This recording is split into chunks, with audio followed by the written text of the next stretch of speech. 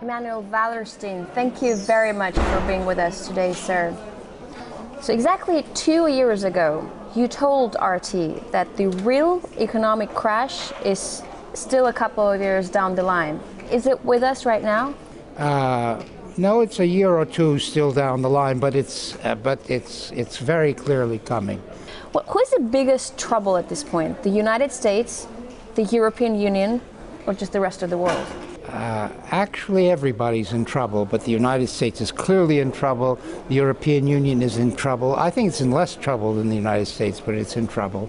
But I think also that the so-called newly emerging countries, or the emergent countries, Brazil, India, China, are also in trouble. So I don't see anybody who isn't in trouble. So like you're saying, the global financial system is clearly broken. What is wrong with the modern capitalism? Oh, that's a very long story. But I mean, modern capitalism has, in my view, but that's a long story, reached the end of its rope, and it cannot survive as a system. And what we are seeing is the structural crisis of the system.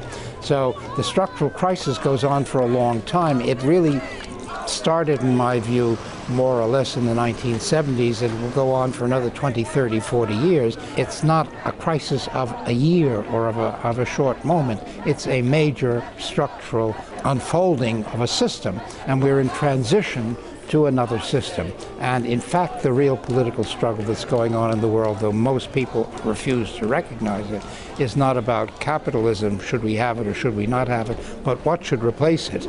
And that, of course, you can have two very different kinds of views on what should replace it. What's your view? Well, I would like a more relatively democratic, more relatively egalitarian world. That's one view. We've never had that in the history of the world. It's possible. The other view is that you have a very unequal, polarizing, exploitative system. It doesn't have to be capitalism. Capitalism is that. But you can do that in many other ways, some of which may be far worse than capitalism. So that's the way I see the political struggle. That's technically called a bifurcation of a system. So the bifurcation of the capitalism system is directly linked to the economic chaos. Yes, its roots are in many ways the impossibility of continuing the basic principle of capitalism, which is ceaseless accumulation of capital. And that's the whole point of capitalism as a system, and it's worked in some ways marvelously well for 500 years. It's been an extremely successful system in what it has tried to do, but it has undone itself, as all systems do.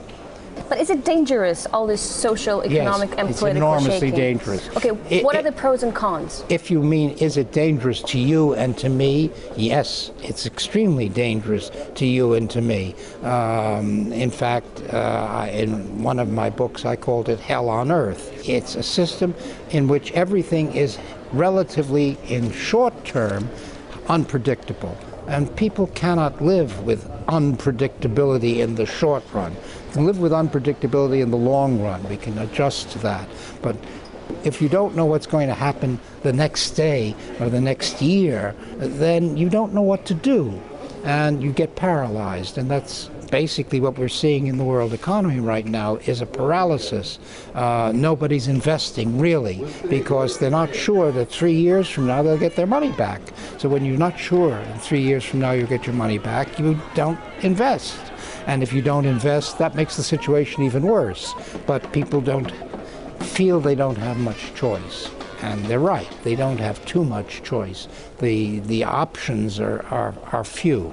Yeah, like you said, we are in this shaking process, and it's not a question of pros and cons. We have no choice but to be in it. But do you see a way out? Well, it's not a question of a way out. What happens in a bifurcation, at some point, the thing tilts. And we get into a new, relatively stable situation. The crisis is over. We're in a new system. But we don't know which one it will be. It's very optimistic in the sense that it matters what you and I do in a way that in the normal workings of a system, it doesn't matter. In the normal workings of the system, right, you put a lot of energy in and everything in the end comes back. Look, we're in Russia. There was something called the Russian Revolution, right? In 1917, there was a revolution. It was an enormous social effort, right? Incredible numbers of people put energy into it, trying to support it in X and Y way. They did incredible things. And in the end, 80 years later, you see, where is Russia in relative to where it was in 1913? In many ways, it's back to where it was, or not that far from where it was. Same thing could be said of the French Revolution, enormous social effort, and after 50 years, were they more than a sort of ripple on a continuous line of change within their country. So what does that say about that, the importance of the personal choice that you're talking about, that you and me Well, the point is, the situation changes when you get into the structural crisis. Instead of a lot of effort making small amount of change, basically, a little effort can make an enormous amount of change because the whole thing is so unstable, so volatile, that every little effort pushes it in one direction or another. So I sometimes say this is the historicization of the old Greek philosophical distinction between determinism and free will. When the system is relatively stable, it's a relatively determinist system in which we have relatively little free play. But when it's unstable, when it's going into structural crisis, free will comes into the picture. That is to say, your action and my action really matter in a way that they didn't for 500 years. That's my basic point. I know that you've always named Karl Marx as one of your biggest influences. Do you think he is still as relevant in 21st century?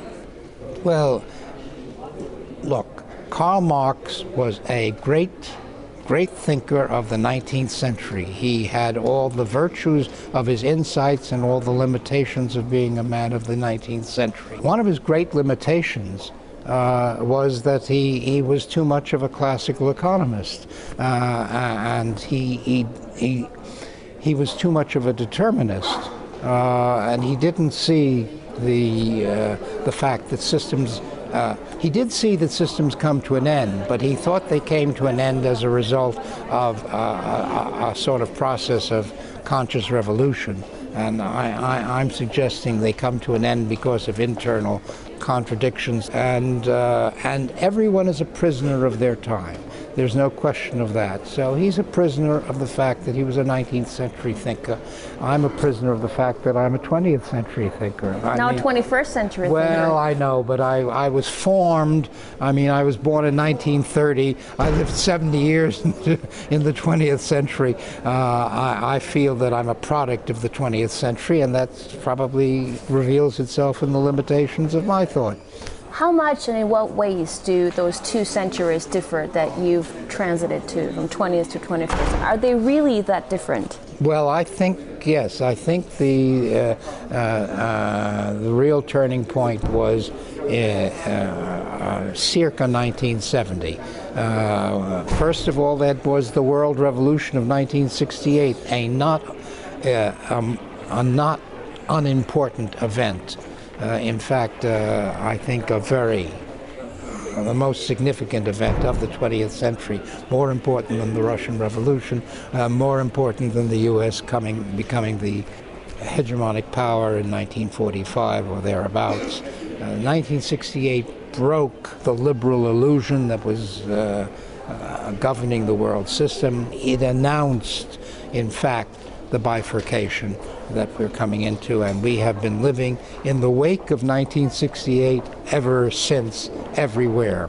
Well, you're saying ever since then we've been living on the brink of 68. Does that have anything to do with the fact that People often say for the last 2 decades, world has become more violent and there is more violence. I think what it is a sense of discomfort, perhaps not measuring the actual reality of discomfort, but there's no question people were relatively calm about violence in 1950s or 60s in a way that they're not calm about it today. Everybody is fearful, and in many ways they have right to be fearful. But you would still think that with all the progress in technology and with the fact that we like to think we're more civilized, there will be no more wars. What does it say about human nature? It says about human nature that people are ready to be violent under many, many circumstances. And are we more civilized? I don't know that we're more civilized. That's a kind of dubious concept, in fact. First of all, the civilized cause more trouble than the non-civilized. The civilized try to destroy the barbarians. It's not the barbarians who try to destroy the civilized. The civilized define the barbarians. The others are the barbarians. We are the civilized. Is this what we're seeing right now? West trying to teach the barbarians all around the world? Yeah, we've been seeing that for 500 years. Emmanuel Berenstein, thank you very much for this interview. Okay.